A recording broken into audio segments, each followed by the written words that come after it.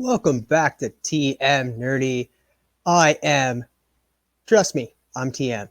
And today, on Chatting with the Comic Community, I have none other than Nick, Comic Culture. Who is Nick from Comic Culture? He is a Bad Batch member. You're asking, why are you only talking with the Bad Batch members? Because who else would I want to talk to other than my bros? And plus, by doing this, it helps me get a little bit more prepared to reach out to other people in the community and sit down and chat with them. So once I get a little bit more comfortable, I will be doing that. But I'll tell you a little bit about Nick Comic Culture. He is dropping videos that are so informational that it's just so great for new comic book people to get into comics. And he's dropping those videos, and kudos to him. Let's bring in Nick Comic Culture. Station, my man. What is up? How's it going on this new comic book day? It's the best day of the week. I'm telling you, I wake up Mondays and I'm sad because I typically read all my books, and then I have to find some backlog stuff. Thank God I have tons of it to kind of fill the gap between Monday and today. So it's great. That's awesome. Sometimes new comic book day could be stressful because it really takes a lot from our pockets. Yeah, no kidding. Especially I try to sneak out on lunch break too. So I'm hoping that whatever calls I have are over and I can run out to the store real quick, grab my stuff and run home. Yeah, I think I'll be fine today though. All right. Yeah. You also have a channel. Why don't you let everybody know a little bit about yourself and your channel before we get started with this casual chat? Yeah, man. Yeah. So yeah, I'm relatively new to YouTube. I've only been doing it for just under 2 months now. I think I started a couple.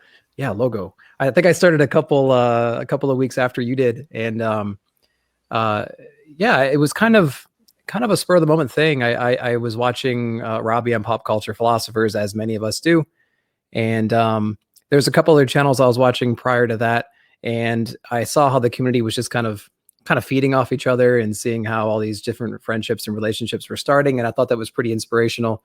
And then I kind of was opened up to, there's so many people out there just kind of, pulling out their books that they got. And they were just so excited about sharing that information. So I said, I could do that too. I mean, I can, record some stuff and throw it out there and maybe, get some conversations going. And so I filmed a couple of videos and threw it out there, and the community's been absolutely wonderful. Lots and lots of positive messages. It's always nerve-wracking to kind of start a channel, but I'm telling you guys, if you want to, just do it. There's nothing stopping you besides you filming yourself and throwing it out there. So that's kind of how I got into the YouTube game a little bit. And yeah, it's been pretty cool. It's going on 2 months now. So I've been pretty fortunate. Yeah. That's awesome. Yeah. I know your videos you're dropping, you're gonna let's look ahead on let's look ahead on May. I really enjoyed that. We got to look what's coming out in that whole entire month, and you run down what you're picking up to let the community know. Yeah. And then just tips and tricks, like the little boxes for CGC and stuff like that. Sure. Yeah. So my angle, I kind of thought, there's so many people out there putting out their, what are we picking up this week? What do we think about what we're picking up? And there's a lot of people who are very good at reviewing books. And so I'm getting there. I'm getting to that.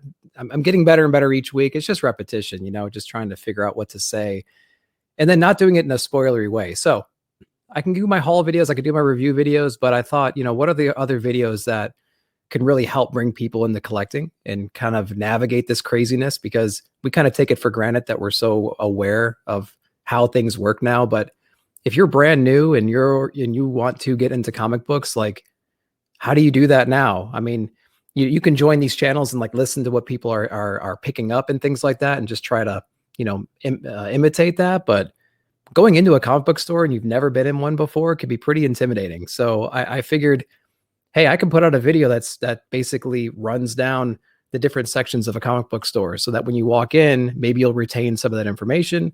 What kind of questions to ask. You can kind of, maybe see some of the areas that I described, and you kind of know where to go. So I really like putting out videos that get people into the hobby, maybe, learn about how to organize a collection or how to navigate a store or how to create a window box, because, that's stuff that we don't see that often. And I think it's pretty valuable, and I'm hoping people are getting a lot out of it. So yeah, I like doing those kind of videos too. That's awesome, man. We need more people in the community like you, helping people that don't know about comics, that to help them, guide them into comics and that, because I know for myself, I've only been doing it for about a year and a half, and like it was struggleful to get into Yeah. getting into comics and that. I made a little bit of mistakes. I spent a little bit too much money on this. But like Bueller and Bob helped me kind of get into comics and that, and kind of guide me into the right way. As you can see, Bob is always in my videos. He's right above me. He's always behind you. Yeah, he's always got my back. Yeah, that's great. So, but we need other people to kind of like guide that way as well, because there's not always going to be them, like with Bueller wanting to go on his road trip, which I'm excited for. That's something he's always wanted to do. Yeah, for sure. Yeah, I have a lot of mistakes that I've made too collecting, as you were kind of alluding to. We've all made mistakes collecting when we first kind of started out, and yeah, I think if we can share that kind of knowledge, maybe we can save some people some early pain and kind of, show them the ropes pretty early on, and they can kind of get their bearings and jump into this quicker than they would have otherwise, right? So yeah.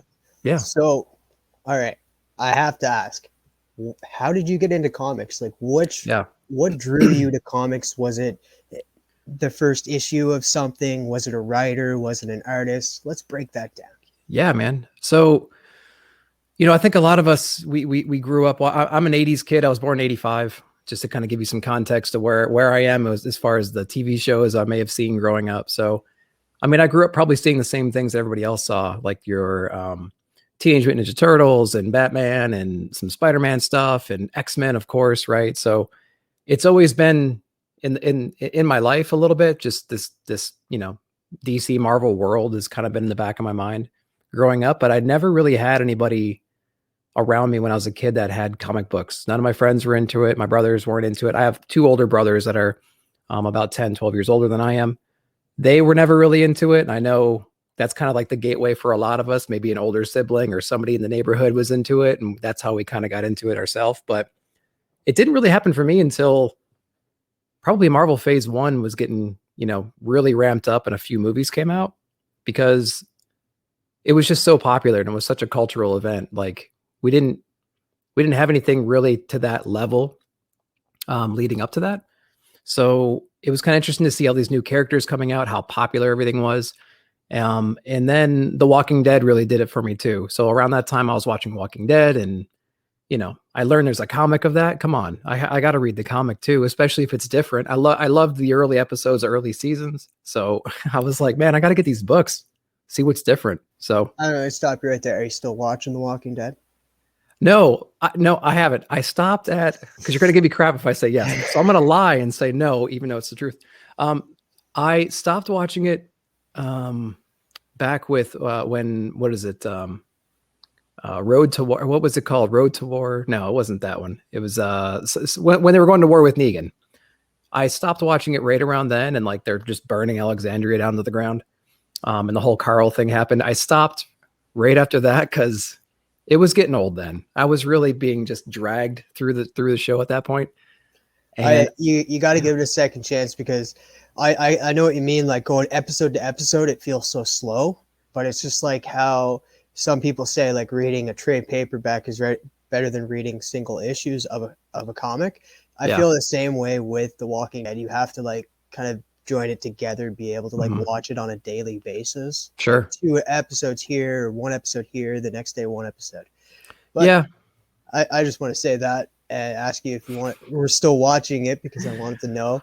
But sorry, go ahead. No, I want to, because the trailers do look pretty sick though, man. I'm telling you, like the new stuff, I don't even know how many episodes or seasons I've missed, because the last thing I remember is, guys, spoiler, it's been years. Can I spoil something that happened 2 years ago in The Walking Dead? Yeah, go for it. Spoilers ahead, guys. So yeah, spoilers. So Carl dies, right? I think that's the last episode I saw. So whatever happens between Whisperers weren't even a thing yet. They haven't even introduced them yet. Negan's still tearing everything up. People are fleeing. That's where I left off. And so now I'm looking at these trailers and I'm like, Negan's walking around with our hero, with our guys now, and the Whisperers I think are already over, and they have this whole new threat. And Princess is there. She was a ridiculous character in the comics, right? So, oh, I love Princess. Yeah. I want to get back into it because I want to see what happens, right? Yeah. So yeah, it was a combination of, just some amazing movies coming out and some cool TV shows that were coming out, and it was all comic book based. So, there's a store in my area in Franklin, Tennessee, Middle Tennessee area, called The Outer Limits. And I used to go there a lot when I was a kid playing Magic the Gathering. This is probably back in the early 2000s, like 2001, 2000, something like that. And they also had an area where they had PCs set up. So you could actually pay to play for like a half hour. And they had games like Unreal Tournament and like Quake 3 Arena. And so we would go there with my friends because we didn't have computers that could do that. And we'd pay like $10 for 30 minutes of play, and we'd play like a LAN Unreal Tournament thing there and play Magic. But it was a comic book store too. And so that place never went away, thank God, after all this time. And so when I wanted to kind of look in the comic books, I just randomly went in there one day, blind, didn't know what was going on. And I don't even remember what I really picked up. But I remember Rebirth was coming out soon. So I think I grabbed a couple old some newer New 52, some end of the run stuff, and then went right into Rebirth. So that's kind of how I started, right around the Rebirth time. So 2016, something like that. So who is the first artist you ever started to follow or get into? Man, I think Herm said that in the beginning, he really didn't pay attention to writers and artists that much. I mean, you can tell the difference clearly from one to the other, but I think I would agree with him. I was just picking up, I started with the regular X-Men stuff. And I think, since Rebirth was coming out, I think I picked up every single first, issue from each one of the series out there.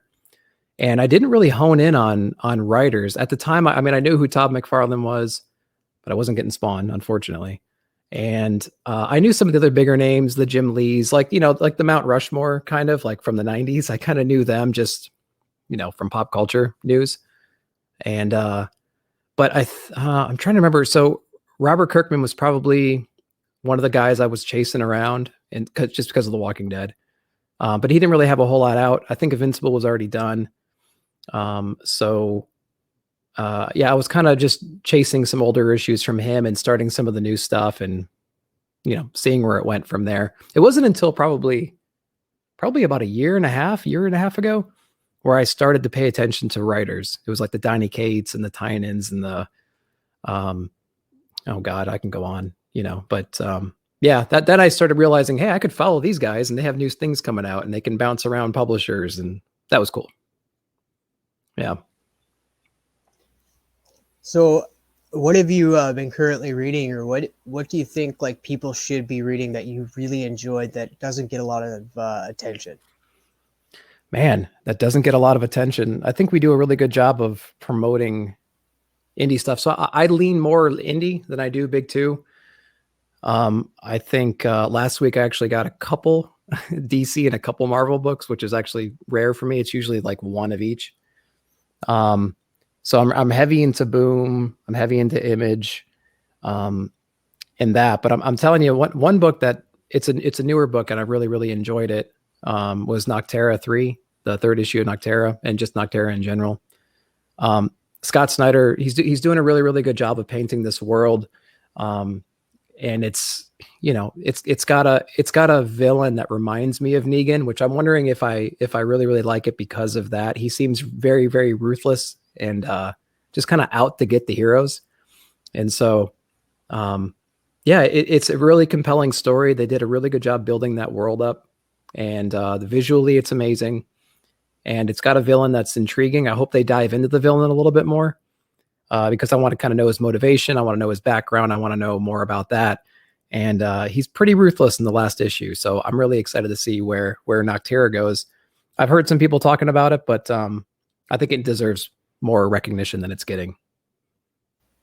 Yeah, I didn't pick up Nocterra because I just thought I wouldn't be Shame. interested. I Shame. only have enough money for certain titles in that, and I got to make sure that I budget just perfectly Oh because yeah, for sure. this last little while I haven't been budgeting that great, and No, kind of left myself stranded in a little bit.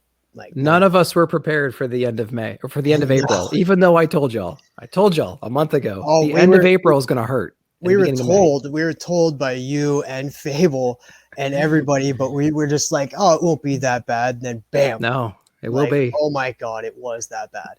Yeah. Like, And I'm still it's not recovering. slowing down either. So we got a lot of No, cool stuff coming out too. I thought this week, like this new comic book day, I'd be picking up not that many titles, but like I'm picking up quite a bit. Like Yeah. like give you a rundown of what I'm picking up. Yeah, go for it. Check it out. 7 Secrets number 8, Joker number 3, Future State Gotham, Geiger number 2, Amazing Shutterbug, Batman Urban Legends 3, Batman the Detective, Silver Coin number 2, Scouts Out Honor number 5. Like, it's another big week. It is a big week. I completely forgot Joker number 3 was coming out today. That's really, really good. But yeah, my list, I'm getting Kanto City of Giants number 2. Are you in the Kanto? Have you been reading Kanto at all? I got the trade paperback from Bob, but I have not read it. That's right. Because it was a gift and I don't want to touch it. I know. It sucks, man. Whenever I get, because I think Brandon last week got on to me because I have a God Country back here, which you're not getting. I love you, but but that's a mint book. That books like that, I get them as like a gift, and I never want to open them and I don't want to read them. So I'm like, damn, man, now I got to find a reader's copy in order to enjoy the story. But I know what you mean. Kanto's great, but volume 3, issue 2, City of Giants comes out. I picked up Future State Gotham number 1, or it's on my poll anyway. I didn't really enjoy half the Future State books that came out. I liked, a few of them, but I thought I'd try Gotham out. I'm not sure if that's going to be a mistake or not, but at least I'll have it. I'll figure it out. Geiger number 2, Heroes Reborn number 2, Ice Cream Man 24, Joker number 3, Silver Coin 2, and Spider's Shadow number 2. So yeah, it's solid. And then I'll probably pick up some random ones. What else is, when I go to the store. Yeah, I didn't get the Shadow Spider one. I was thinking of getting it. I think my shop still has it. I'll have to check it out, but I was like half tempted to get it. Yeah. So. Yeah. It was good. It I need to go back and revisit it again because it was a what if that kind of takes place back in the 90s, right? So a lot of things haven't happened yet that we just know happen. And I feel like the art was it wasn't great up front, but then I think it got better and made sense towards the end. And then the end had a really good cliffhanger and I was really intrigued by it. So I think it did its job. It just wasn't what I was expecting the first half of the book. And then the end of the book was really, really good. So. All right. I'm sure everybody is asking like the arcade system behind you. Like, what are those? Yeah. Like, what games do you have for that? And if you've noticed, it's gotten continuously darker. We have thunderstorms rolling in. So I am going to adjust and add some light. Ooh.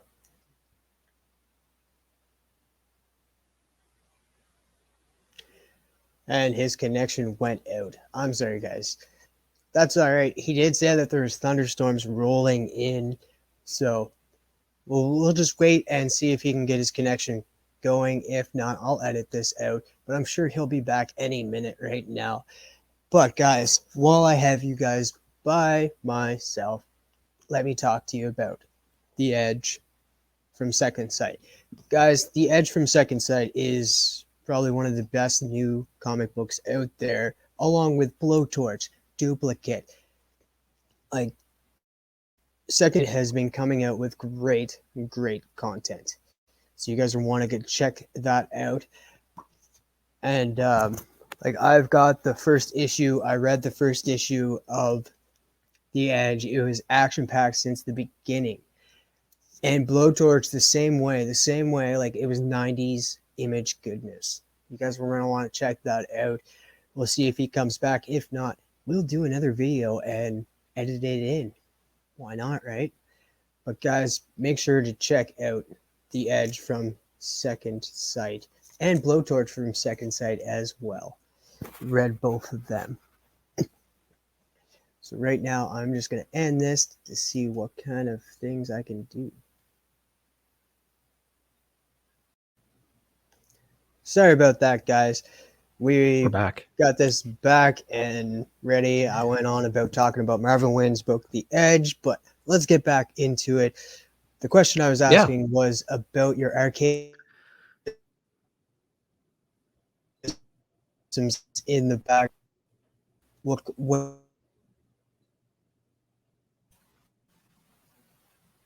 Yeah, so it's mine. Oh, we're cutting out big time, bub. Am I good? My internet kind of cut out just a little bit, but we're okay right now. We're good. So yeah, so the one-ups. I got into, well, first off, I mean, it's everyone's dream to kind of have an arcade, I think, in their house. So I found out about these. These are actually arcade one-ups. So they are licensed games, but they're like a third the size, the 1/3 scale, something like that, or 2/3 perhaps. But yeah, I mean, you can get them at like Walmart, you can get them at Target, you can get them at Kohl's. They sell ones that sit on your countertop. They're called countercades. That's a nice creative term for them. But yeah, I think my wife saw one at her workplace. They bought like a Pac-Man one, like an ultimate like Pac-Man one, and she's a big Pac-Man fan. And so she's like, "Man, those are really, really cool. I wonder, can we get one day?" And I think we were walking through Walmart, like in the electronics section, just looking at whatever. And they had a bunch of them over there, and they had this Marvel one behind me, this one right here. And I think we had like some, yeah.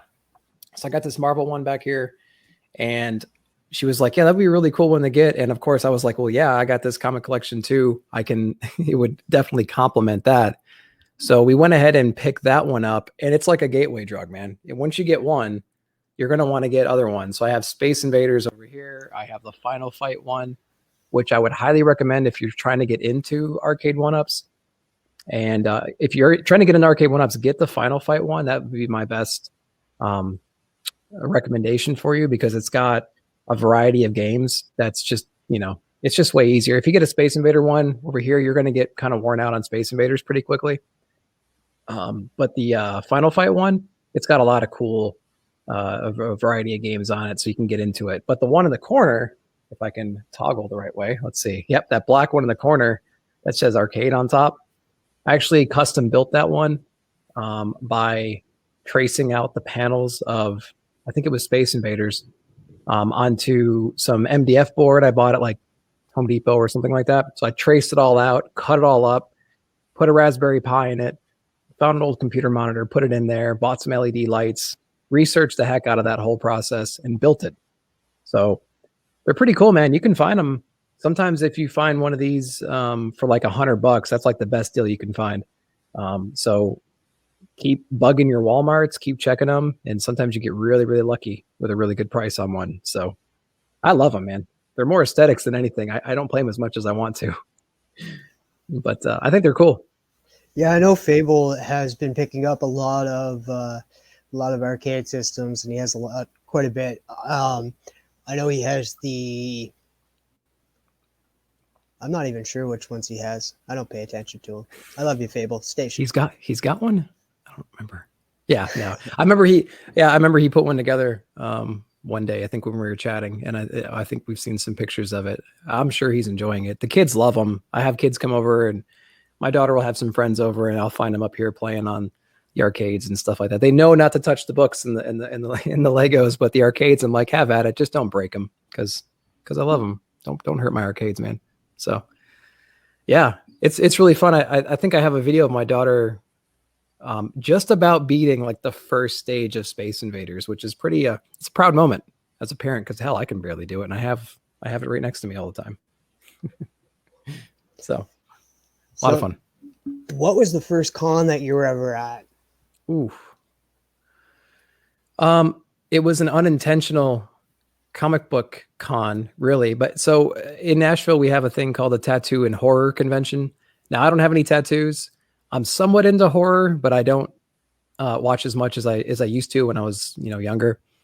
But my wife's got a few tattoos, and some of her friends have some tattoos. So we were going to go, and they had some guests that were going to be like celebrity guests. So my wife's like a big like Bill Moseley fan, and she loves, like Nightmare on Elm Street and Friday the 13th, and like the Rob Zombie movies, House of a Thousand Corpses, things like that, Devil's Rejects. And so we went for the celebrity guests and just to see the tattoo stuff and whatever else we were going to see, where it was just like, yeah, how much is it? $10, $15 a person. Let's go. Right. So, we went there and they had a whole other area for like comic books and comic book guests and things like that. And it was real small. It wasn't anything huge, but, that's actually a decent segue because I actually this is the first comic I ever bought, which is Freddy vs. Jason vs. Ash. It's a very appropriate thing for a tattoo and horror convention. And it's actually autographed by two of the guys there. And if you recognize the art, it's J. Scott Campbell, but it's not autographed by him. But yeah, this was one of the very first cons, kind of like a con I ever went to, was the place that I bought kind of my first comic book too. So that was a pretty cool thing. So yeah, tattoo and horror convention in Nashville. It's just one of those things that you never think that you would kind of, run into when you're going to that kind of place. But look what it did. It did all that. Sorry, ever since then, you've been hitting cons up ever since, right? Like recently you went to the Huntsville Comic Con.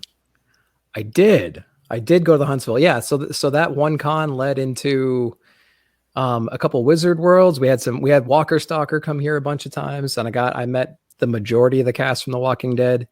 Got their autographs on some books. I met Carl. I met Jesus. I met Tyrese. I met Abraham's Army. I met Daryl. Cool thing about Daryl, my wife was actually pregnant with our daughter, and she was like 8 months pregnant, like eight and a half months pregnant. And we were in line because we really wanted to meet Daryl, and it was really her idea. I'm going to say it's her idea. She was as pregnant as you can be, and she had a t-shirt on with a pacifier with two arrows, two bolts going through it. And it said "little ass kicker" because that's what Daryl called one of the kids or something. I can't remember in the show. It was a long time ago. But when we met Daryl, Norman Reedus, when we met him, he loved the shirt so much he signed her belly. He signed the white shirt, took a photo with her and put it on Twitter and just said something like, "little ass kicker." And so it was a really, really cool moment for her because that was like her favorite character. I wonder why. And he had that cool interaction and tweeted her out. So that was really cool. So yeah, Walker Stalker led into Wizard World, and I got to meet Stan Lee and meet a bunch of other people. And yeah, dude. And Huntsville was the latest one. Yeah. Right on. Yeah. So next question is like, what TV shows or what movies are you watching right now? And what are your all-time favorite movies?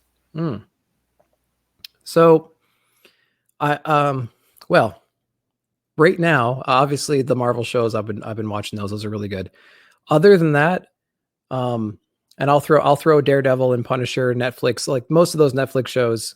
So comic book aside, I really, really, really liked Breaking Bad. I remember when I was working at the bedside at night, I would, on my lunch breaks, I'd be like sneaking into the break room and like trying to catch up on Breaking Bad, because I think it went 7 seasons, whatever it did. It was the season before the final season. That's when I jumped on. So I missed the first few. So I had to like watch whenever I possibly could. So I'd be working night shift on my break, like trying to binge Breaking Bad on my phone.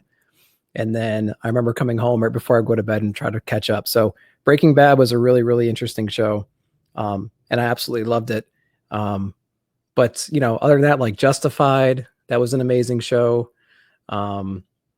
Yeah, Breaking Bad and Justified were the two biggest shows probably that I spent, the last several years just watching over and over again. Other than that, like, Office and Parks and Rec and any of those kinds of shows too, were absolutely amazing. So How I Met Your Mother. yeah. You know what? I dabbled in that. I dabbled in that show, but I never fully jumped in and committed, Oh, I never. used to be with a girl, and her and I, that would be our go-to. We just sit there and watch it like day in and day out. I've probably seen How I Met Your Mother like throughout, like every episode, probably at least 45 times. Whew. Yeah. So, Yeah. I guess that's like me in like Seinfeld or like The Office or something like that. I feel like I've watched every episode of Seinfeld 1,000 times.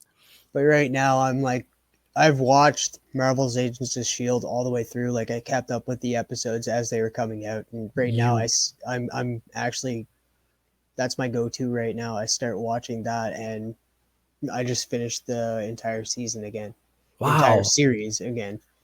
Wow, I heard that wasn't great either, so I commend you. I have never watched Agents of S.H.I.E.L.D. Is it really that good? Oh, it grows on you. Like I know Okay. Herm watches it, and I know Gabby watches it as well. I had Gabby on my show, the Yeah. second episode of Chat with the Comic Community. Yeah, Gabby was great. Yeah, I like watching her art and stuff. Yeah. Um, yeah, I might have to give that. I dabbled in the CW shows like The Flash especially, and I got many seasons into Flash. I could never go into like Arrow or Supergirl or whatever the other spinoffs were. I could never really got into those. The crossover events were cool. But The Flash got a little bit repetitive, and I got really tired of certain ways the actors were playing their role, and it really kind of wore on you after 20 something episodes per season for 7 seasons. I was like, there's that trope again. There's that thing that pissed me off 5 seasons ago, 75 episodes ago. They're still doing it, but it was pretty cool. But another show that I really, really liked, and I binged it last year, was, and you'll like this because you're a Canadian boy, you're a good Canadian kid, but Letterkenny is absolutely amazing. I Letterkenny love is that show so much. Yes. So if anyone hasn't seen Letterkenny, check it out. I think it's on Hulu, if I'm not mistaken. Check it out though. It's very, very yeah, cool show. it is like it's filmed. It's like actually filmed. Like it's Letterkenny is on in Ontario. Right. Is an actual place, so it's perfect. And like if you've Yeah. ever Wayne, the guy who plays Wayne, he's also in another show. I think it was called K9 Okay. Yeah. or something like that. I'm not sure. And he was like played a cop, so He plays the he cop. has, yeah, it's different. Yeah. Does he go around just beating people up the whole time? Because that would No, be yeah, true that to his would be character. awesome. Like, Yeah. and he plays the character so like smooth. Like, how could he like not do a smirk, and then like those opening scenes, like cold opening The cold scenes. opens. Oh God. Yeah, It's like 4 minutes about the how can ants ride ski-doos, and it's just him and his yes, two buddies talking for like 4 minutes about how that could possibly be. And that's the calmest of the cold opens. When it comes to the three of them having a conversation, it gets pretty raw, but it's amazing. I think the second season is like the cold open is my favorite out of all of them. I forget Yeah, what it was, but I've rewatched that scene so many times, just like I on know. YouTube and that. So guys, if you're not watching Letterkenny and you want a good laugh, I know that's only like 6 or 7 episodes per season, but go watch Letterkenny if you want to have a great laugh.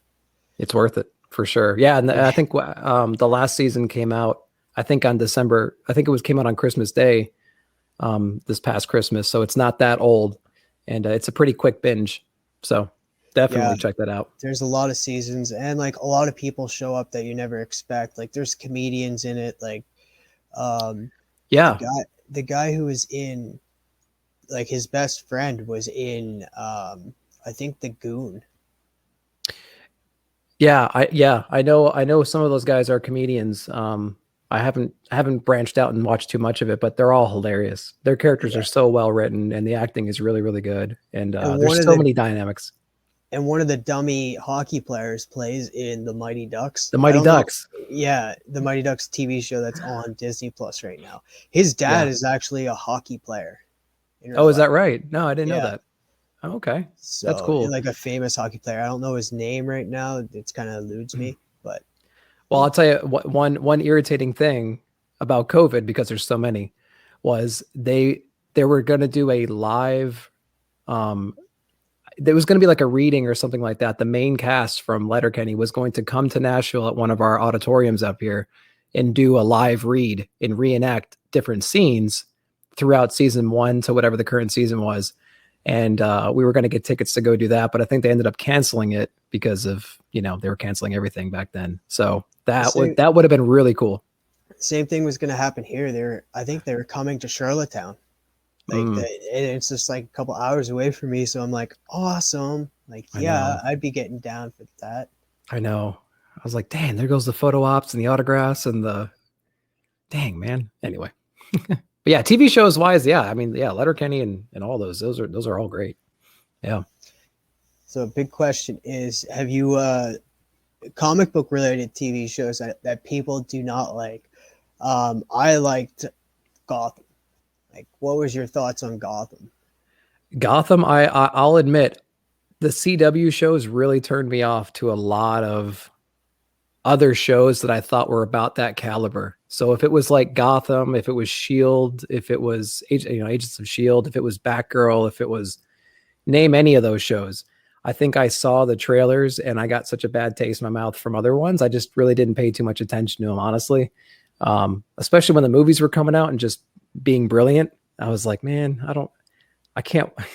And then of course Daredevil and like Jessica Jones were around that time too, I think. And those were good. Jessica Jones was okay, but Daredevil was amazing. And so I was like, man, it's not going to be that same quality. So I didn't keep up with any of those. But should I have? Let me ask you that. Should I have watched I Gotham? I really enjoyed Gotham. Gotham was put out by Fox. They kind of took their own little Okay. way of doing things, like because the Riddler and that wasn't didn't grow up in Gotham. He came there because of Batman in the original Mm, story. Like, because the okay. Riddler came because he's just like, there's some smart Batman going around and stuff. I'm gonna come to Gotham and test him. Yeah, So that's a cool spin. That makes sense. but in the Gotham series, it was kind of like he grew up there and he worked for the Mhm. GCPD. Yeah. So it was different, but I enjoyed it a little bit. Kind of like I liked how it showcased Selena and Bruce Wayne's kind of relationship as they've kind of grown, and just Yeah. threw in a bunch of different characters that you wouldn't think that would get it. Like Hugo Strange in Gotham, which was probably one of my favorite villains. It is one Yeah. of my favorite Batman villains. Hugo Strange is just, I don't know. It's Yeah. just that something about him that I always like the Strange. smart villains. Yeah, the smart villains that can really surprise Batman or Bruce Wayne, those are the most intriguing ones, like the ones that he just really can't nail down, like their character profile, he really can't figure them out. They're a little bit too unpredictable for him. Of course, those are the fun ones, right? Because you don't want a villain that you can just walk up to and just beat instantly because they didn't have any foresight or planning to their stuff. So yeah, for sure. The smart ones are always more intriguing. That's why Lex Luthor is the more intriguing villain for the Man of Steel. Well, yeah, how are you going to beat them otherwise, right? You can't outpower them. So you have to be extremely smart and you have to have a solid plan and you have to have backups to backups and backups, right? And so yeah, that's how you're going to beat the Man of Steel. I mean, how else would you do it? Yeah. Yeah. All right. My question now is there a writer right now that you pick up every piece of his work and just be Uh, advised the writer could be watching? I hope so, because I shout this guy out on Twitter all the time, and he's really cool. Mr. Ram V, he's absolutely, yeah, right, Mr. Ram V. So if you That's haven't the read cover I Swamp, got. yeah, yeah, and I got the other cover too, which is absolutely amazing. I don't know if I still have it in my poll. Here it is. It's that Virgin one too, cover B. So Ram V, um, he's very very interesting. He's one of the writers that really grabbed my attention within the last 4 months or so. And after reading Blue and Green, it was it kind of solidified it a little bit. And I read a little bit of Catwoman too. But then he's also on Swamp Thing. So it's kind of the perfect situation for me because I don't really know a whole lot about Swamp Thing from, previous writers. I haven't binged, the whole pantheon of, Swamp Thing out there.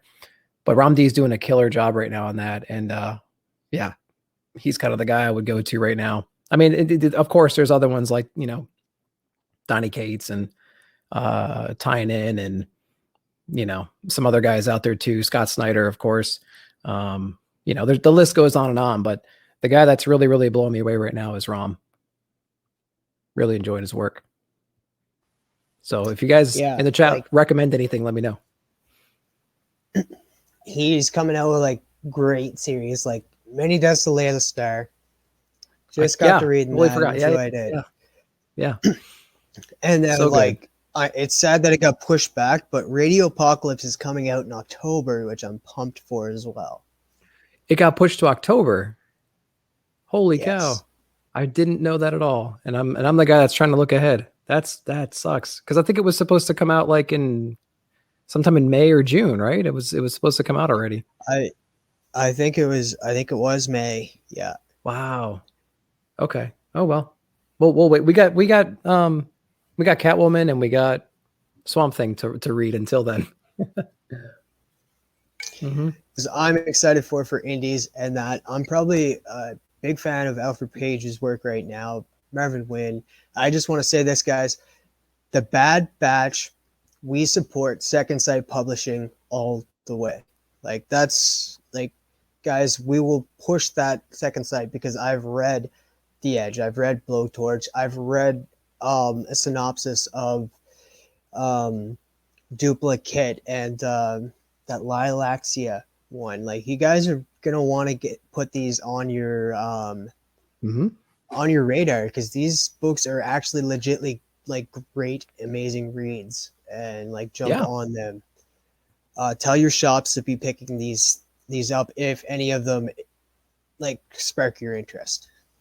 Yeah, and the Edge #2 is in the current previews right now for July. So Edge #2 in July, you can order it right now. It's in the previews book. So tell your shop you want it, and they should be able to get it to you no problem. And if you can't, hit up Marvin Wynn. He's probably going to be in the chat, or he'll be around on one of the live streams. So check it out. His link to his Instagram is now added to my description, so it will be down below. And check out the rest of the people in the Bad Batch down there that would like Bad Batch. I have a few other channels, a few other Instagram links. Check them out. They're just all amazing. There's a reason why they're down there. All right. Absolutely. Let's get to the music portion of this episode. Ooh. What was the first type of music that you started to listen to as a kid, and how has your music taste changed throughout the years? Dude, I love talking about music.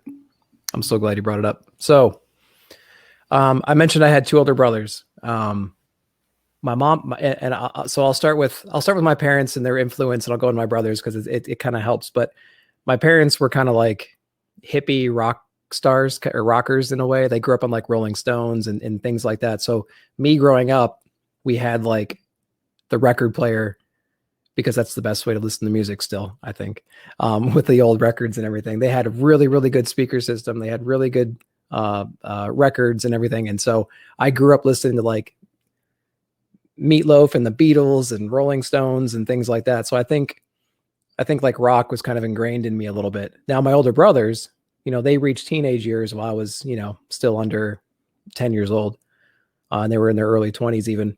One went more towards like the Rancid, the Guar, the No Effects, the Bad Religion. One went that route, and the other one kind of was in that same area too, but it was more like Smashing Pumpkins and things like that. So I had a really good mixture of alternative rock and punk rock and just some kind of metal stuff.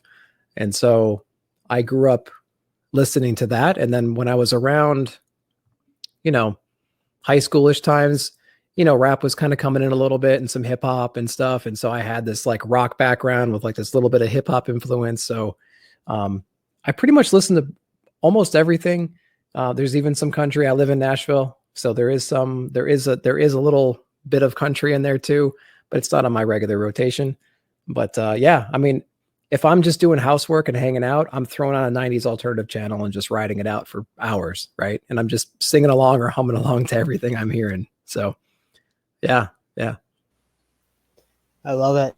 I like grew up with like a lot of the music that your brothers grew up with and you grew up with and that, like, but I also like Green Day, Limp Bizkit, of course, Of Linkin course. Yeah. Park. So I grew up in that kind of era, like Yeah. especially like Bloodhound Gang was coming out and stuff, and like they had that Offspring. I mean, you know, while we're in that same Offspring. vein. Yeah. Yes, Yeah. Corn. Like Oh Corn, God. Follow the Leader was Okay. like my religion. We're going there. Okay. I Corn. loved it. Corn. They'll have a special place in my heart. I saw them live. I think it was like 2001, something like that. We had a really good outdoor arena called it was called Starwood. It was called Am South Amphitheater. Changed a couple names, whatever. They did a lot of events all throughout the year. So like Dave Matthews Band, which I'm really big into. They did a lot of what was it? The Family Values Tour. When the Family Values Tour was kind of not as popular, not as cool. We were there in the early 2000s watching them. So like, I'm trying to remember who was all there, but it was such a great show. I mean, Korn was there. It was great. But like you said, Limp Bizkit and all those guys. I mean, we were, you know, if it was a rock band and it was popular in the late 90s, early 2000s, I mean, I was all over it. But yeah, really, really, really cool. But the best concert though, one of the best concerts I ever saw was when Mudvayne, I don't know if you guys are familiar with Mudvayne, when Mudvayne and Disturbed played in this small basement setting. This is Disturbed when Down with the Sickness just dropped. It was a month old. And Mudvayne's LD50. Go on Spotify, go on YouTube and type in Mudvayne LD50. Listen to that album and then follow it up with Disturbed's Down with the Sickness or whatever. I think that was the name of that album. That was a 200 person packed shoulder to shoulder, chest to back, just amazing basement concert. And it was incredible. And I was way too young to be there and I had a blast. So That's awesome. Yeah, That's man. awesome. I've been to quite a few concerts. Like they come to PEI quite a bit, especially on Canada Day, which is like it's on July 1st, kind of like your Independence Day for July 4th. Okay. And we had a lot of Canadian bands come, like Nickelback, Sum 41, Simple Plan. Like I've seen all of those guys here on the island. And but the best concert I've had was in Halifax, Nova Scotia, and it was Rock the Hill in Halifax, and it was Coheed and Cambria, Matt Mays, Protest the Hero, Seether, and Metallica. So that was sick. Like it was amazing. that was it. It was phenomenal, guys. It was phenomenal. Yeah, I mean that's almost as good as the human experience gets. It's just downhill. It's just a constant slight worsening every day until they come back, right? What was the last concert you saw? That would be it. that was the last concert. Okay. Yeah. Sorry. Yeah, I haven't gone to I've seen quite a bit like prior to that, so it wasn't so bad. Like I was just like, I'm not really into the concert scene anymore because that was outdoors too. So it was like 6 hours long. So I was standing for 6 hours, not able to move, holding in like 6 hours worth of urine. And like 6 hours worth of beer. Yeah. Well, I don't drink, so I was. Oh well, sure, okay, yeah, of water then. Still a long time to sit around. Yeah, but Metallica was the last one. It was dark, and when they started they started lighting off fireworks. So it was just, I was like, oh yeah. One was a song that my mom had on repeat as when I was a kid. I don't remember when that album came out, but I remember being a kid and mom would just have that playing often. That and like November Rain, Guns N' Roses, and I mean and then like REM. you know, like she had a great taste in music, and so did my dad. And so I was really fortunate. But I can't imagine seeing one in the dark with fireworks live at an outdoor arena. That's Yeah, it was that's sick. great. I wish I was closer because they started throwing out picks and Oh, drumsticks and that. I was like, of oh course. man, like, I Yeah. want it. Yeah. I've never gotten anything like that from, I don't think. Actually, that's not entirely true, but it wasn't from the band. My last show I went to was Tool's Fear Inoculum tour. They actually did it up in Nashville. It was an indoor arena. That was the last concert. That was the last concert I saw. I saw Tool twice, and it was just, you know, mind blowing every time I've seen them. I'm a big Tool fan, and the one of the people that was on the door, like watching people come in and out, like a security person or whatever, she had a set list with her. And of course, they must have printed hundreds of these set lists and given them to every single person, so they can kind of have an idea of, you know, where they are in the performance, I believe. But at the end of the show, I was like, "Hey, can I get that set list?" And she handed it to me. So for what it's worth, I got a printed set list that there's probably hundreds or thousands of copies of, not from the band, but from a security guard from a Tool show. I'll take it. That's as close to it as I'm going to get. So That's awesome. yeah. All Yep. right. Next question I have, it's going to kind of put you on the spot, but what YouTube channels are you watching? Because like that's how you and I met. That's how a lot of the Bad Batch has met. We met through these YouTube channels, Yeah. mostly the PCP Army, as we are proudly part of. That's how we mostly met, and it's great because like we're from all different parts of the place. Like I'm from Krakoa, Canada. Like you're, like it's just crazy. Yeah. You're in Krakow. I'm in Nash Vegas.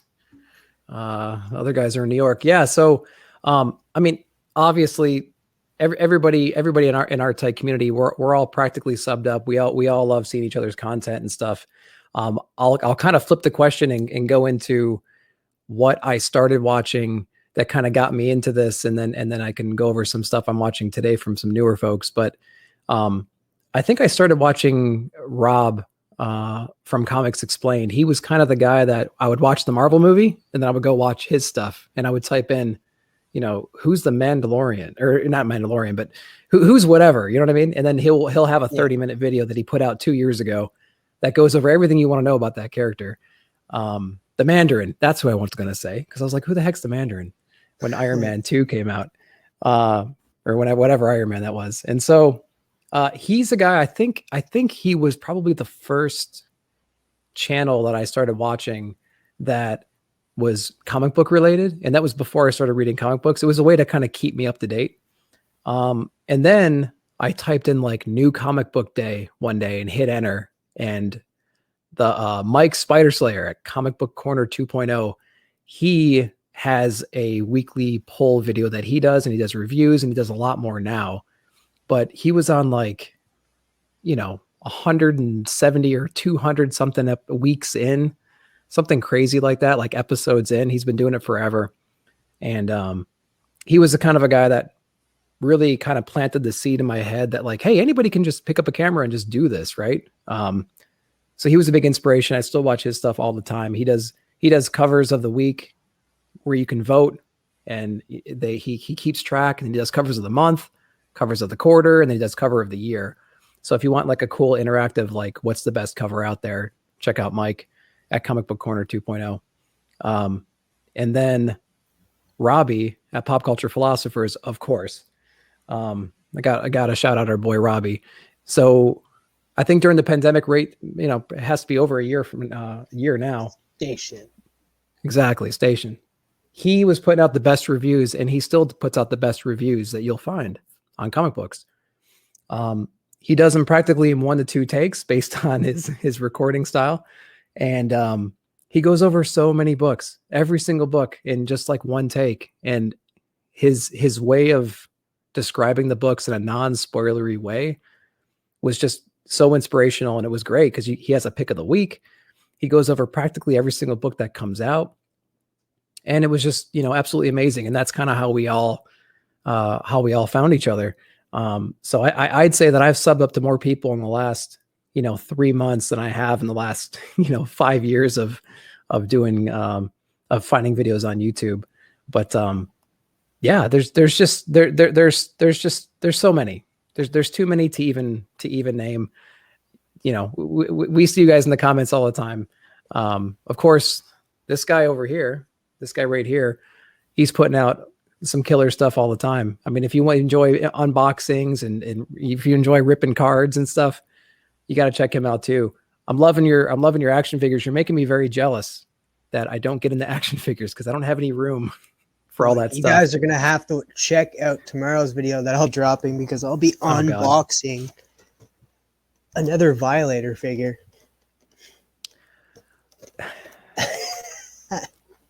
I'm telling you, in a previous life, in my next life, I'm collecting Spawn action figures.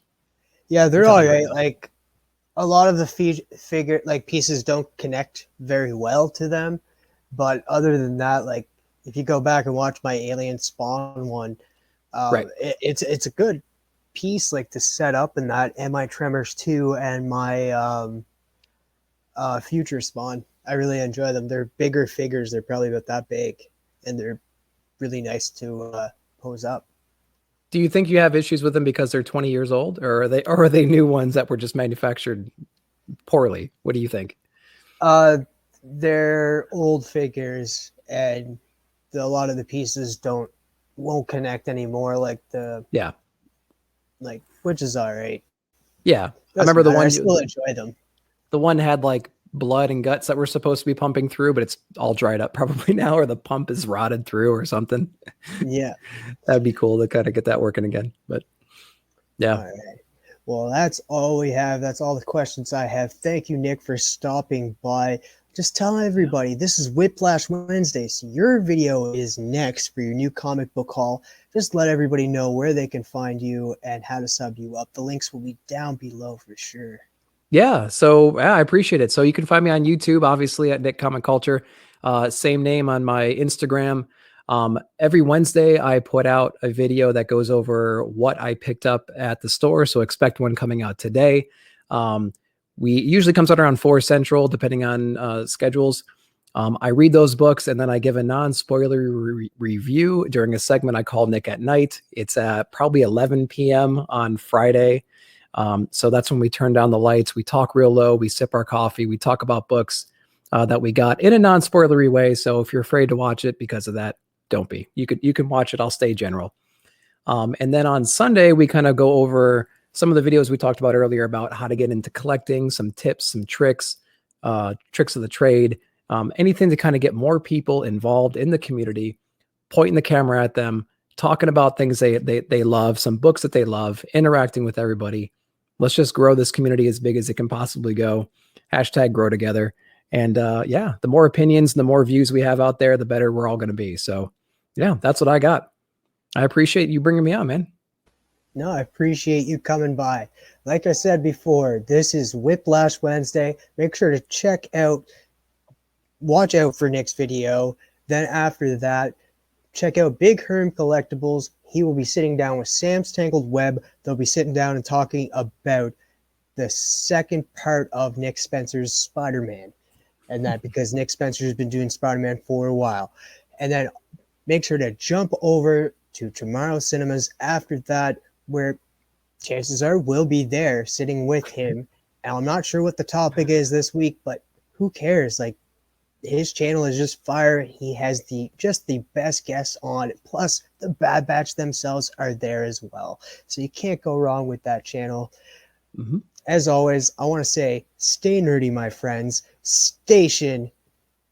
Be excellent to each other. Hashtag grow together. Gary B, I'm talking to you, buddy. All right, guys. We're going to get up on out of here. Station.